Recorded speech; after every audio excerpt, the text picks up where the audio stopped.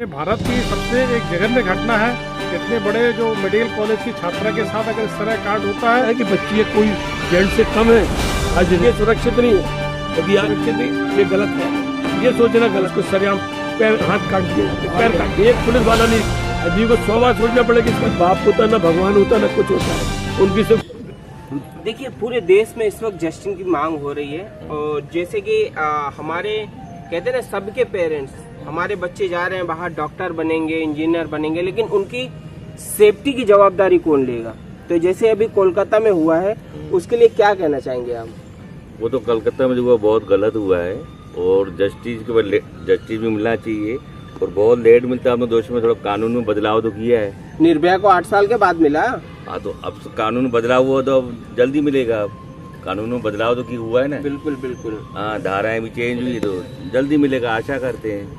ऐसा थोड़ी अब कोई, ये तो कानूनन रूप प्रक्रिया है, तो अब साधु लगेगा उस हिसाब से ही फांसी या सजा जिसको मिलती है तो कानून के हिसाब से मिलेगी ना।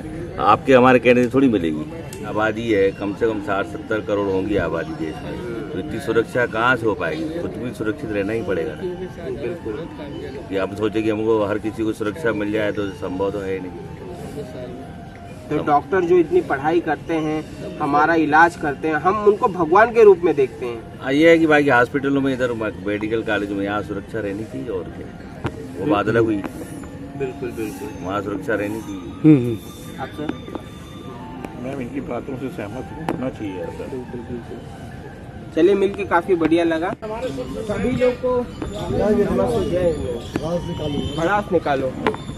तो कहते हैं ना कि जबलपुर एक विकसित शहर है और यहाँ पर बहुत लोग जागरूक हैं, लेकिन जो कोलकाता में हुआ है वो बहुत ही निंदनीय है। और यहाँ पर देखिए, बहुत से लोग जो अपना भड़ास निकालना चाहते हैं उसके लिए। सर, क्या कहना चाहोगे? जैसे कि अभी कोलकाता में इतना निर्मम कांड हुआ है। कुदरत की ओर से है तो बहुत ही, और जिस हिसाब से पोस्टमार्टम रिपोर्ट वो आई है उस हिसाब से तो लगता बहुत लंबी साजिश है और बहुत ही क्रूरता तरीके से ये काम किया है। तो इसमें जैसे हम अपने बच्चों को बाहर भेज रहे हैं, तो कि कोई डॉक्टर की पढ़ाई कर रहा है, कोई इंजीनियर की, तो उनकी सेफ्टी की जवाबदारी कौन लेगा? नहीं, ये तो दुनिया में चलता रहता है, भेजना तो पड़ता ही है। एरोप्लेन है, क्रैश होता, बंद थोड़ा कर देते, रेलगाड़ी मिलती, बंद थोड़ा कर देते, तो जाएगी। आजकल 4 साल की बच्ची भी सेफ नहीं है। अब ये तो नया, ये सब पिक्चर दिखाई जाती है, जो ब्लू फिल्म दिखाई जाती है, उसका असर पड़ता है। जो मैं कह रहा था कि डिजिटल प्लेटफॉर्म पोर्न बैन होना चाहिए। हाँ, बैन तो होना चाहिए, बिल्कुल बैन हो। बच्चे उसी से बिगड़ रहे कौन से? हाँ, तो पोर्न पूरी तरीके से बैन होना चाहिए। तो सर, क्या कहना चाहिए? भैया हमारे बड़े भाई या मैं तो ये कहूँगा कि ये जो लोगों का सोचना है कि आज के समय में बच्चियाँ सुरक्षित नहीं हैं, यदि आज के समय पर बच्चियाँ सुरक्षित नहीं होती तो अंतरिक्ष में बच्चियाँ कहाँ से जाती? रेलगाड़ी कैसे बच्चियाँ चलाती? प्लेन बच्चियाँ कैसे चलाती? आज की परिस्थिति में आपको दिखता है कि बच्चियाँ कोई जेंट से कम है। आज रिजल्ट आते हैं, बच्चियों के बेटर रिजल्ट आते हैं, लड़कों के पीछे आते हैं। तो आप इसको अच्छा कहेंगे कि ये कहेंगे कि बच्चियाँ सुरक्षित नहीं है? यदि आज ये जागरूकता न होती, आज बच्चियाँ इतनी डैशिंग न होती तो घर के बाहर न निकलती। अब एक रेल दुर्घटना हो जाए तो लोग इससे सफर करना नहीं छोड़ देते हैं। कैजुअलिटी तो होती है, दुनिया में होती है सभी लोग, पर उसके पीछे जीवन नहीं रुकता है, जीवन चलता रहता है। पर ये सोचना कि यदि ये कांड हो गया तो बच्चियाँ सुरक्षित नहीं, ये गलत है। ये सोचना गलत है। जो दरिंदे घूम रहे हैं, एक्शन उनके ऊपर लेना चाहिए। आज जैसे दुबई में है, दुबई में यदि कोई बलात्कार करे तो उसको सरेआम पैर हाथ काट दिए जाते हैं, पैर काट दिए जाते हैं। वहाँ की सजाएं इतनी कड़ी हैं कि आदमी एक भी कानून चट के नहीं चल सकता। इतना डर दहशत है। पूरे दुबई में चले जाइए, पूरा ट्रैफिक कंट्रोल सिर्फ कैमरे से होता है, एक पुलिस वाला नहीं दिखता है। ये कानून की व्यवस्था है। आप अपने देश में कानून की व्यवस्था लाइए ना। आदमी को 100 बार सोचना पड़ेगा कि इसका अंजाम ये होगा। आज केस चलते साले पीढ़ियां निकल जाती है, केस खत्म नहीं हो पाती। निर्भया को 8 साल के बाद मिला। तो इसलिए जो है, अपन जिंदगी तो चलती रहेगी, जो सिस्टम में सुधार होना चाहिए उसको लाइए। आज कड़े कानून आ जाए, सरेआम जो हो उसको लिंगरान नहीं होना चाहिए। 15 दिन के अंदर उसका रिजल्ट मिलना चाहिए। आप देखिए, कौन आदमी हिम्मत करेगा? कोई नहीं करेगा। सबको मालूम है आज करो सालों को 5 साल 10 साल निकल जाएंगे। जब तक कौन सी गवर्नमेंट आएगी, क्या आएगी, सब देख लेंगे, सब निपट जाएगा। बिना सीबीआई की जांच हुए ममता बनर्जी प्रोटेस्ट कर रही हैं कि फांसी दो।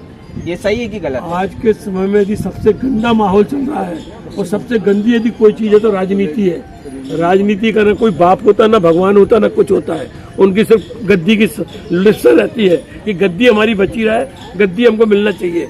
आज ममता बनर्जी जी अपने जो मंत्रियों के उनके बचाव कर रही हैं सिर्फ अपनी कुर्सी बचाने के लिए।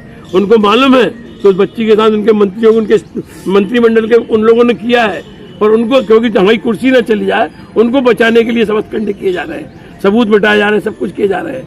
तो सबसे बड़ी जो जब तक कुर्सी की लालसा नहीं खत्म होगी, जब तक राजनीति में कुर्सी के कुछ सेकंड नहीं होगा, तब तक तो चलेगा या नहीं। और सबसे बड़ी बात है, सबसे ज्यादा दोष यदि किसी का कहा जाएगा तो जनता का कहा जाएगा। यदि आज जनता में जागरूकता आ जाए ना, ये नेता तक कहीं नहीं लगेंगे। आज जनता के भाव के आगे कोई नहीं टिकेगा, पर जनता में तो जागरूकता है। आदमी सोचता है उनकी लड़की का हुआ वो जाने, उन्होंने कहा उनकी लड़की का वो जाने। आज कहीं भी कोई चीज सब एक साथ खड़े हो जाएगी, देखिए कैसे नहीं वो आता है भैया। बस इतनी कह सकता हूँ, बाकी तो सब है ना, इतने मोदी जी अपने बैठे हुए, इतने सर, कोलकाता में जो ये कांड हुआ उसके विषय में क्या कहना चाहेंगे आप? मानव के लिए एक बहुत निंदनीय काम, निंदनीय काम है। मानव जाति के लिए मानव एक समझिए क्रूर हो गया है। क्रूर हो गया। हाँ, जिसमें कोई सोच समझ खत्म हो गई हो। ना उसने बच्चियों को देखना है, ना कोई को देखना है कि इसका परिणाम क्या होगा और किसके ऊपर क्या अफेक्ट पड़ेगा, और देश के विदेशों के ऊपर क्या अफेक्ट पड़ेगा कि हिंदुस्तान में इसके आगे कृतज्ञ होते हैं तो कैसे लोग, विदेशी लोग हिंदुस्तान में आप आएंगे बताइए। जब इस प्रकार का सब निंदनीय कार्य होते रहेंगे तो जनता या देश का क्या भविष्य रहेगा। अच्छा सर, इसके पीछे लोग बोलते हैं डिजिटल प्लेटफॉर्म पॉर्न, जिसने ये कांड किया है वो एक कांड करने से पहले पॉर्न देखा था, तो पॉर्न बैन होना चाहिए। बैन होना चाहिए। कोई ऐसी चीज जिससे आदमी उत्साह होता है, वो उत्तेजित होता है, वो बिल्कुल बंद होना चाहिए। उसमें जो भी चीजें हैं, कोई जैसे लड़के बच्चे कोई फिल्म देखते हैं उस प्रकार की फिर एक्टिंग करने लगते हैं तो समझिए काफी तकलीफ जाती है आम पब्लिक को और माँ बाप को, सभी जनता को भी बहुत तकलीफ जाती है। क्या नाम है सर आपका? मेरा नाम दिगंबर जैन। दिगंबर जैन। तो मिलके सर से बहुत अच्छा लगा, थैंक यू सर। क्या नाम है आपका? अमिताभ। अमिताभ बच्चन? जी जी, अमिताभ जैन नहीं तो हम ये 73 साल। तो आप अमिताभ बच्चन से बड़े हैं कि छोटे हैं?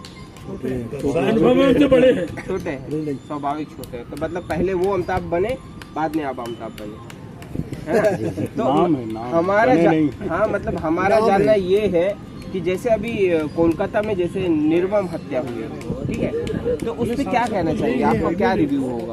हमारा तो एक ही कहना है कि जो हमारी सरकारें हैं, जो हमारे भाग्य विधाता हैं तथाकथित, वो पूरी तरह से भ्रमित हैं, वो पूरी तरह से अपने स्वार्थ में लिप्त हैं और उस सब को पाने के लिए, सत्ता सुंदरी को पाने के लिए वो कुछ भी करने तैयार है। अगर राष्ट्र में हर तरह से सुरक्षा चाहिए, न केवल महिलाओं की, आम नागरिकों की भी, तो हमारे को 4 चीजें, पहली राष्ट्रीय सुरक्षा अर्थात सेना, दूसरा आंतरिक सुरक्षा यानी पुलिस और इस तरह के सारे पद, तीसरा हमारा स्वास्थ्य, चौथा हमारा एजुकेशन, शिक्षा, स्वतंत्र इसमें किसी तरह की दखलंदाजी नहीं होनी चाहिए। तो मतलब आप जैसे कि कहना चाहें ममता बनर्जी ने जैसे प्रोटेस्ट किया, उनके बारे में क्या कहना चाहेंगे? उनके बारे में ममता जी के बारे में तो कुछ भी कहना व्यर्थ है, क्योंकि उनके जो प्रोटेस्ट हैं वो पूरे के पूरे राजनीति से प्रेरित होते हैं। कुर्सी का लालच, कुर्सी का लालच तो है ही, मगर साथ में एक दूसरे लालच भी उसमें जुड़े हुए रहते हैं जो कि सर्वविदित हैं, मगर कोई कहता नहीं है। जो भी आर्थिक लाभ होते हैं आपस में, जो भी यानी उनके सब फैसले होते हैं, कद्दू कटेगा तो सब में बटेगा, यही है ना? उस अस्पताल में बहुत सारे गैर कानूनी काम हो रहे थे। अनेक अस्पतालों में अंग ये बात अलग है कि तस्करी के बहुत ज्यादा केसेस है। ये बात अलग है कि वो जो वहाँ पे डॉक्टर घोष थे, उनका जो है इतना ज्यादा टेरर था, उन्होंने इतना ज्यादा वहाँ पे तहलका मचा रखा था, शायद मेरे ख्याल से उन्होंने इतने अनैतिक काम किए इसलिए उन्होंने इस्तीफा दिया। और उस बच्ची को उन्होंने सुसाइडल केस घोषित कर दिया। ये बहुत ही अशोभनीय और बहुत ही जघन्य कांड हुआ भारत में। एक बेचारी MBBS की लड़की जो MD कर रही थी वहाँ पे, उसके साथ अगर इस तरह की घटना होती है तो बेचारी सामान्य बच्चों के साथ तो क्या होगा। FIR करने के पहले ही उनको सुसाइड घोषित कर दिया। बहुत ही गलत हुआ। मतलब मेरे ख्याल से अपने भारत की सबसे एक जघन्य घटना है। इतने बड़े जो मेडिकल कॉलेज की छात्रा के साथ अगर इस तरह कांड होता है तो हमारे विचारनी हमारे लोगों को और हमारे नेताओं को तो बहुत ही ये इस बारे में अपना एक दृष्टिकोण चेंज करना चाहिए कि गलत लोगों को बचाने के लिए वो कुछ भी एक प्रयास कर रहे हैं। बहुत ही गलत है, बहुत ही गलत है। मतलब मेरे हिसाब से इतनी दुष्टता समाज में कभी नहीं देखी गई जो आज अभी वर्तमान में दिख रही है। इतनी हैवानियत वाली तस्वीर देखी गई है कि लोग बोलना भी नहीं चाह रहे हैं। ठीक है, जो कि ये बहुत ही निंदनीय है।